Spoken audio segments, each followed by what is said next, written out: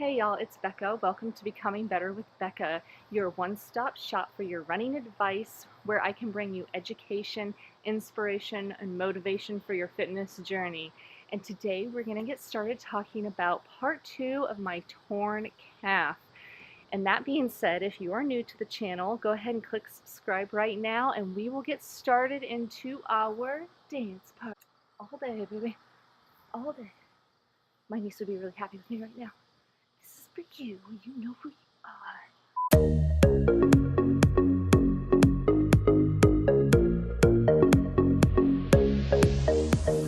Alright, so like I said, today we're going to talk a little more about that calf injury that I did sustain, like I talked about in the last video. This is going to be the recovery phase of the 4 to 6 weeks of no running. So I thought I would break it down for you in a top 5 list. So this is going to be your top 5 tips to recovering from a calf tear. And we're going to get right into number 5. And number 5 is once again the compression sleeve. I feel like I'm really driving home this compression sleeve thing. And 1 minute, compression sleeve, all right? I know I showed you this guy before. I want to show you him again because I really feel like this guy he helps. He helps a lot. And like I just want to mention, like I did in the last video, don't go to Walmart, Target, your big box retailers. Those are going to be designed for more of your medical compression needs. We're looking at athletic compression wear. They are designed very differently. You need to have your calf measured to get the right size. This is not a one size fits all, and this is not a, oh, you need a small, medium, large. You'll notice they have little numbers on them. I don't know if you can see that, but that tells you what size you are. Also notice that this little guy says left. There is a left and a right one, so make sure that you're wearing the right sleeve on the right leg. All right, moving on. Why do we need to wear that compression sleeve? Well, really quick, blood flow. That's the biggest thing that compression sleeve is going to do. It's going to promote blood flow and get it back to your heart so the heart can get it back, and that's going to help with your recovery. All right, number 4 on my top 5 list of recovery tips is going to be KT tape. There's a whole lot of brands out there. For a long time, I've been using the KT brand. You don't have to use the KT brand. I've actually started using something called strengthening tape. They are the same, okay? They feel the same. They're made out of the same material. They're just a different maker. I buy them in this roll that comes pre-cut, so I don't have to worry about measuring and cutting to the length that I need. It's already this size. Real quick with the KT tape, please don't just think that you can tape and you'll be good. There's a whole lot of videos that'll show you how to properly KT tape if you've never done it before. But even better than that, I suggest go to your chiropractor or a physical therapist. They're going to be able to walk you through it, tell you why, and tell you how to tape for your need that you're needing the tape for, okay? But getting into some of the science of the KT tape, I just find that stuff kind of fun, entertaining. Like, why tape? My husband told me years ago, hey, you should KT tape. I'm like, why would I put tape on something that's injured? Wouldn't I use one of the old compression wraps or one of the old ACE bandages? No, and here's why. If you remember back to getting a sprain, a pull, a tear, you would typically go get your ACE bandage out and you would wrap it like a mummy, all right? You'd wrap your tibula, your fibula, your calf, the whole thing would just get taped. And it almost become sedentary and you couldn't use it at all. That KT tape is going to make sure the muscle can still be used. You don't want the muscle to just sit there. That's going to actually cause you a longer recovery time as opposed to a shorter recovery time. That KT is designed to improve the ability for your muscle to contract even when the muscle is weak compared to the old restrictive ways of using a full-blown wrap. It's also going to help reduce any of the pressure in your leg. It's going to relax the muscle, and much like the compression sleeve, it's going to increase blood flow. You notice the theme going on here with blood flow and getting that calf to heal, right? All right, so moving on. Number 3 on my top 5 list of injury tips is going to be cross-train. All right, I said it before when I was talking about resting.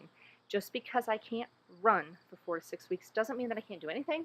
I can still walk and use the elliptical and ride the bike. Those forms of cardio or conditioning are going to trigger different muscles, and they're going to get different things engaging and working together. On top of that, I have really taken the last 4 weeks to focus on a lot of strength building and weightlifting.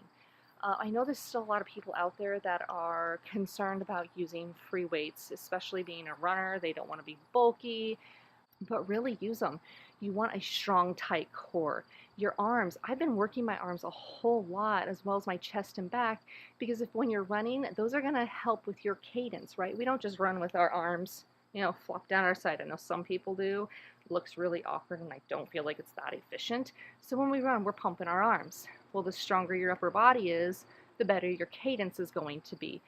All right, so don't be afraid of using the weights. If you've never been in the weight room and you're completely unfamiliar with it, find someone to help you. Grab a personal trainer. Maybe you have a friend or a relative who's very familiar with it, but make sure you're using right form, the proper techniques, the right weight for your body, the right set of reps. There's a whole lot that goes into it than just picking up a weight and slinging it around, which, like I said, whole nother can of worms right there.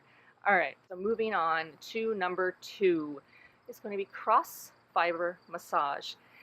This one I got a tip from another fellow YouTuber, Bob and Brad. They are known as the best physical therapists on the internet. I think I'm going to have to agree with that one. Plus, they're hilarious. They got a bunch of information and they deliver it in a very easily understandable way. And I found this video that they had done talking about cross fiber massage. And instead of massaging with the fibers, so if you think of your calf, it's a longer muscle. I don't want to rub with, okay, because I have a tear. The muscles have separated. If I'm going to rub this separated, it's just going to make it longer and longer. So if I crossways the fibers, massage crosswise, when a muscle heals, it doesn't heal the same way that it originally was. It's actually going to heal weaker, and it's going to have this like knotted strand and look like used fishing wire or a spider web. All right, it's just going to be this knotted mess, and that's going to set you up for potential injuries later down the line. So by cross fiber massaging the tear, like I said, if all the fibers, we're just going to pretend my fingers are fibers, they're all running this way. I want to massage them crossways, okay? We're going to put quite a bit of pressure. It's almost going to feel like it's going numb. It is going to hurt. It's not a relaxing spa day where, oh, it feels so good. No, this is not going to be the most enjoyable massage you've ever had, but I can say it does help. And by cross fiber massaging, I'm not making the tear any worse. In fact, those fibers that have already started to heal and bind together, I'm flattening them out so they can heal more properly, which is what we want, because we don't want to go through that tear all over again. No, thank you. I'm really not up for doing that. So I hope I didn't butcher that too much, but for a much cleaner explanation, like I said, I would check out their video on cross fiber massage. All right, which leads us into my number 1 tip for my recovering from a muscle tear, and that's rest. I didn't think it would make the number 1. Okay, yeah, I did. I didn't want it to make number 1, but, well, here we are. So, it's been 4 weeks now, and I did rest that leg. Still worked it. I still massaged it. I still put the ice on it, used the compression, used the KT tape, but I didn't run on it. And I think that was the hardest part, was not running. But that didn't mean that I stayed away from all physical activity and stayed away from the gym. I just had to modify. And that's really what I'm trying to tell you here, is just because you have an injury and you may not be able to run right now, doesn't mean you can't modify the things that you do. And hey, maybe you'll find something else that you enjoy that you can incorporate when you can start running again. I know for me, I've really started enjoying weightlifting and strengthening. There is a different kind of enjoyment that comes from it. With that being said, I have a question for you guys. Have you experienced a muscle injury, a running injury? What did you find was most difficult when you were going through it? Or what are your tips for the recovery process for the injury that you had to go through? I'd love to hear some of what you guys have had to deal with and how you came through on the other side. And with that being said, if you like what you heard, I'd love to have you click subscribe, become part of the family, give me a thumbs up, and for now, let's go get it. The reps, not weps. Don't even all day, baby. All day. My niece would be really happy with me right now. This is for you. You know who you are. All right.